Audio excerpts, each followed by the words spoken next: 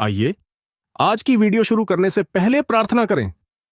स्वर्गीय पिता, हम आज आपके सामने विनम्र हृदय से आते हैं, आपकी बुद्धि और समझ की तलाश में। हम स्वीकार करते हैं कि आप सभी चीजों के निर्माता हैं और आप हमारे भाग्य को अपने हाथों में रखते हैं। जैसे जैसे हम अनंत काल, स्वर्ग और नरक के विषय में गहराई से सोचते हैं, हम आपसे प्रार्थना करते हैं कि आप हमारे दिल और दिमाग को अपनी सच्चाई को प्राप्त करने के लिए खोलें। हमें अनंत जीवन की वास्तविकता और हमें जो चुनाव करने चाहिए उन्हें समझने में मार्गदर्शन करें। आपकी पवित्र आत्मा आज हमसे बात करे और हम सभी को इस बात की गहरी आस्था और समझ हो कि आपने हमारे लिए क्या किया है। यीशु के नाम में आमीन। अनंत काल का महत्व। क्या आपने कभी सोचा है कि आप अनंत काल कहां बिताएंगे? स्वर्ग और नर्क की वास्तविकता ऐसी चीज नहीं है जिसके बारे में हम सोचना पसंद करते हैं, लेकिन यह सबसे महत्वपूर्ण विषयों में से एक है जिस पर हम विचार कर सकते हैं। हर कोई कहीं ना कहीं अनंत काल बिताएगा, कोई बीच का रास्ता नहीं है। सवाल सरल है, क्या यह स्वर्ग होगा या नर्क? कोई विकल्प सी नहीं है। स्वर्ग को अनंत आनंद, शांति और ईश्वर के साथ संगति के स्थान के रूप में वर्णित किया गया है, जबकि नर्क ईश्वर से अनंत अलगाव और पीड़ा का स्थान है, जहां सिर्फ रोना और दांत पिसना होगा। यह केवल एक धार्मिक बहस नहीं है, यह आपके जीवन का सबसे महत्वपूर्ण निर्णय है जो आप कर सकते हैं। बाइबल हमें दो बहुत ही वास्तविक गंतव्य प्रदान करती है, स्वर्ग या नर्क। और यह महत्वपूर्ण है कि हम समझें कि ये स्थान क्या हैं और हम कैसे जान सकते हैं कि हम कहां समाप्त होंगे। इस संदेश में मैं आपके साथ सच्चाई साझा करना चाहता हूं और समझाना चाहता हूं कि यीशु मसीह को चुनना इतना महत्वपूर्ण क्यों है, जो अनंत जीवन का एकमात्र मार्ग है।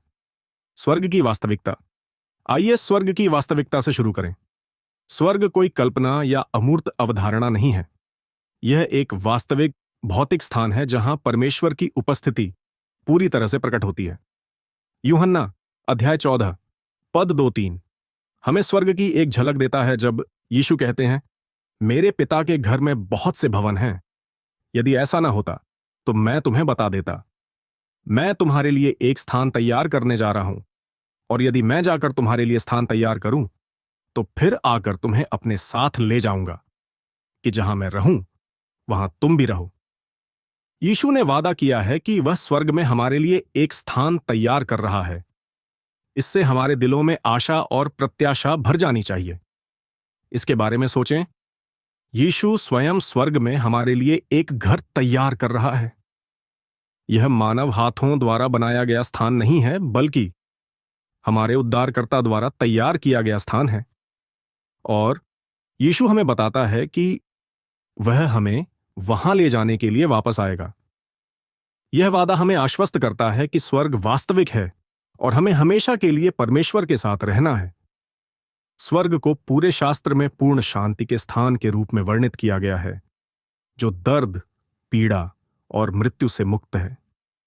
प्रकाशित वाक्य अध्याय 21 पद 4 में कहा गया हो, और परमेश्वर उनकी आंखों से सब आंसू पोंछ देगा, और फिर न मृत्यु रहेगी, न शोक, न विलाप, न पीड़ा रहेगी, क्योंकि पिछली बातें जाती रहीं। यह पद विश्वासियों की प्रतीक्षा कर रही शाश्वत शांति की एक सुंदर तस्वीर पेश करता है। अब कोई दिल का दर्द नहीं होगा, कोई बीमारी नहीं होगी, कोई पीड़ा नहीं होगी। स्वर्ग पूरी तरह से पुनर्स्थापना का स्थान होगा। आज हमारी दुनिया में दर्द पैदा करने वाली कोई भी चीजें स्वर्ग में नहीं होगी। इसके अलावा स्वर्ग परमेश्वर के साथ शाश्वत संगति का स्थान है। प्रकाशित वाक्य अध्याय 22 पद 4 कहता है, और वे उसका चेहरा देखेंगे और उसका नाम उनके माथे पर लिखा होगा। क्या आप अनंत काल तक परमेश्वर की उपस्थिति में रहने, उसका चेहरा देखने और उसे इस तरह से जानने की खुशी की कल्पना कर सकते हैं जिसे हम अभी पूरी तरह से समझ नहीं सकते? स्वर्ग का मतलब है परमेश्वर के करीब होना, और कोई भी चीज हमें उससे फिर कभी अलग नहीं कर पाएगी। स्वर्ग को महान पुरस्कार का स्थान भी बताया गया है। मैथ्यू अध्याय 6 पद 19 से 21 हमें सिखाता है, अपने लिए पृथ्वी पर धन इकट्ठा न करें, जहां कीड़ा और काई बिगाड़ते हैं और जहां चोर सेंध लगाते और चुराते हैं, बल्कि अपने लिए स्वर्ग में धन इकट्ठा करें, जहां कीड़ा और काई बिगाड़ते नहीं और जहां चोर सेंध लगाते और चुराते नहीं। क्योंकि जहां तुम्हारा धन है, वहां तुम्हारा मन भी रहेगा। आज आप जो निर्णय लेते हैं, यीशु में आपका विश्वास, ईश्वर के प्रति आपकी आज्ञाकारिता, आपके प्रेम और सेवा के कार्य स्वर्ग में धन इकट्ठा कर रहे हैं। ईश्वर के राज्य के लिए आप जो भी अच्छा काम करेंगे, उसके नाम पर किया गया हर बलिदान स्वर्ग में पुरस्कृत किया जाएगा। स्वर्ग वह स्थान है जिसके लिए हमें बनाया गया है, और वहां रहने के लिए पृथ्वी पर हमारे द्वारा किया गया हर बलिदान सार्थक है। जो कुछ भी अच्छा, शुद्ध और पवित्र है, वह स्वर्ग में मौजूद होगा। यह कोई दूर का सपना नहीं है, ये एक वास्तविकता है जो उन लोगों की प्रतीक्षा कर रही है जो यीशु मसीह पर भरोसा करते हैं। नरक की वास्तविकता अब, आइए अपना ध्यान नरक की ओर मोड़ें। जैसे स्वर्ग एक वास्तविक स्थान है, वैसे ही नरक भी है। बहुत से लोग नरक के बारे में सोचने से बचते हैं, और कुछ तो इसके अस्तित्व को ही नकार देते हैं। लेकिन बाइबल स्पष्ट है कि नरक अनंत पीड़ा का एक वास्तविक स्थान है। यीशु ने स्वयं शास्त्र में किसी और की तुलना में नरक के बारे में अधिक बात की। मत्ती अध्याय 25 पद 41 में वह कहता है, तब वह बाईं ओर वालों से भी कहेगा, हे शापित लोगों, मेरे पास से चले जाओ, उस अनंत आग में जाओ जो शैतान और उसके स्वर्गदूतों के लिए तैयार की गई है। नरक मनुष्यों के लिए नहीं बनाया गया था, यह शैतान और उसके स्वर्गदूतों के लिए तैयार किया गया था। लेकिन दुखद रूप से जो लोग परमेश्वर के उद्धार के प्रस्ताव को अस्वीकार करते हैं, वे वहीं पहुंच जाते हैं। नरक परमेश्वर से अनंत अलगाव का स्थान है। यह एक ऐसा स्थान है जहां परमेश्वर की अच्छाई, दया और प्रेम की उपस्थिति बिल्कुल नहीं होगी। यीशु ने मरकुस अध्याय 9 पद 43 में नरक का वर्णन एक ऐसे स्थान के रूप में किया है जहां आग बुझती नहीं है। यह अनंत अग्नि का स्थान है, लेकिन पीड़ा ज्वालाओं के साथ समाप्त नहीं होती। यह पीड़ा किसी भी शारीरिक पीड़ा से कहीं अधिक भयानक है। लूका अध्याय 16 पद 23-24 में यीशु एक धनी व्यक्ति की कहानी बताते हैं जो अपनी मृत्यु के बाद खुद को नरक में पाता है। धनी व्यक्ति ने पुकारते हुए कहा, पिता अब्राहम, मुझ पर दया करो और लाजर को भेजो, ताकि वह अपनी उंगली की नोक को पानी में डुबोए और मेरी जीभ को ठंडा करे, क्योंकि मैं इस ज्वाला में तड़प रहा हूं। यह अंश नरक की पूर्ण निराशा को दर्शाता है। धनी व्यक्ति की स्थिति स्थायी थी। वह अपना भाग्य नहीं बदल सकता था, और कोई भी ऐसा नहीं था जो उसकी मदद कर सके। मृत्यु के बाद कोई दूसरा मौका नहीं है। एक बार जब कोई व्यक्ति नरक में प्रवेश करता है तो वह हमेशा के लिए वहां रहता है और बचने की कोई संभावना नहीं होती। प्रकाशित वाक्य अध्याय 20 पद 14 में नरक को आग की झील कहा जाता है, जो दूसरी मृत्यु है। यह उन सभी के लिए अंतिम स्थान है जो ईश्वर और उसके उद्धार को अस्वीकार करते हैं। मत्ती अध्याय 25 पद 46 हमें बताता है कि जो लोग मसीह को अस्वीकार करते हैं वे अनंत दंड भोगेंगे, परंतु धर्मी को अनंत जीवन मिलेगा। नरक अनंत दंड का स्थान है, जहां कोई विश्राम, कोई शांति और कोई आशा नहीं है। नरक की वास्तविकता हमें रुककर अपने विकल्पों के बारे में गंभीरता से सोचने पर मजबूर कर देती है। यह कोई ऐसा विषय नहीं है जिसे हल्के में लिया जाए। बाइबल स्पष्ट है, यीशु मसीह के बिना नरक ही हमारी अंतिम जगह होगी। लेकिन आशा है, यदि आप आज इस संदेश को सुन रहे हैं और आपने अभी तक यीशु मसीह का अनुसरण करने का निर्णय नहीं लिया है, तो मैं आपसे आग्रह करता हूं कि आप अब भी वह चुनाव करें।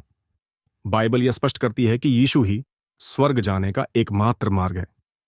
यूहन्ना अध्याय 14 पद 6 कहता है, मार्ग, सत्य और जीवन मैं ही हूं, बिना मेरे द्वारा कोई पिता के पास नहीं पहुंच सकता। यीशु मसीह में विश्वास के अलावा अनंत जीवन का कोई दूसरा मार्ग नहीं है।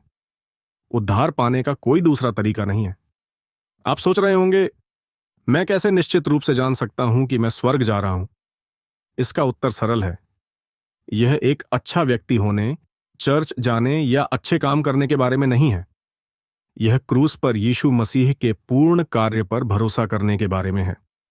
रोमियो अध्याय 10 पद 9 हमें बताता है कि यदि तू अपने मुंह से प्रभु यीशु को अंगीकार करे और अपने मन से विश्वास करे कि परमेश्वर ने उसे मरे हुओं में से जिलाया है, तो तू निश्चय उद्धार पाएगा। उद्धार एक उपहार है। यह ऐसी चीज नहीं है जिसे हम कमा सकते हैं या जिसके हम हकदार हैं। इफिसियों अध्याय 2 पद 8-9 कहता है, क्योंकि विश्वास के द्वारा अनुग्रह से तुम्हारा उद्धार हुआ है, और यह तुम्हारी ओर से नहीं, वरन परमेश्वर का दान है, और न कर्मों के कारण, ऐसा न हो कि कोई घमंड करे। केवल परमेश्वर के अनुग्रह से ही हम बचाए जाते हैं, और हम उस उपहार को यीशु मसीह में विश्वास के द्वारा प्राप्त करते हैं। अनंत काल के लिए एक विकल्प अभी। आप एक चौराहे पर खड़े हैं। आपको एक विकल्प चुनना है, स्वर्ग या नर्क। यीशु ने आपको अनंत जीवन का मुफ्त उपहार दिया है, लेकिन आपको इसे स्वीकार करना होगा। बाइबल दूसरे पतरस अध्याय 3 पद 9 में कहती है, प्रभु अपने वादे के विषय में ढिलाई नहीं करता, जैसा कि कुछ लोग ढिलाई समझते हैं, बल्कि हमारे प्रति धीरज रखता है और नहीं चाहता कि कोई नाश हो, बल्कि यह कि सब लोग पश्चाताप करें। परमेश्वर नहीं चाहता कि कोई भी नर्क जाए। वह चाहता है कि सभी पश्चाताप करें और बचाए जाएं। यदि आपने अभी तक मसीह का अनुसरण करने का निर्णय नहीं लिया है, तो मैं आपसे आज ही ऐसा करने का आग्रह करता हूं। यदि आप पहले से ही यीशु को जानते हैं, तो इस संदेश को अपने आसपास के लोगों के साथ साझा करें, क्योंकि समय कम है और अनंत काल हमेशा के लिए है। इस वीडियो को देखने के लिए आपका धन्यवाद। ज्यादा से ज्यादा इस वीडियो को शेयर करें और चैनल को सब्सक्राइब करना न भूलें। आइए प्रार्थना के साथ वीडियो का अंत करें। स्वर्गीय पिता, आपके वचन और यीशु मसीह के माध्यम से अनंत जीवन की आशा के लिए धन्यवाद। मैं उन सभी के लिए प्रार्थना करता हूं जो आज सुन रहे हैं और जिन्होंने अभी तक आपके उद्धार के प्रस्ताव को स्वीकार नहीं किया है। उन्हें यीशु की आवश्यकता का एहसास हो और वे विश्वास के साथ उसकी ओर मुड़ें। जो लोग पहले से ही मसीह को स्वीकार कर चुके हैं, उनकी मदद करें कि हम दूसरों के साथ खुशखबरी साझा करते हुए ईमानदारी से जीवन जिएं। हम हमेशा संदेश की तात्कालिकता और निर्णय के महत्व को याद रखें। यीशु के नाम में आमीन।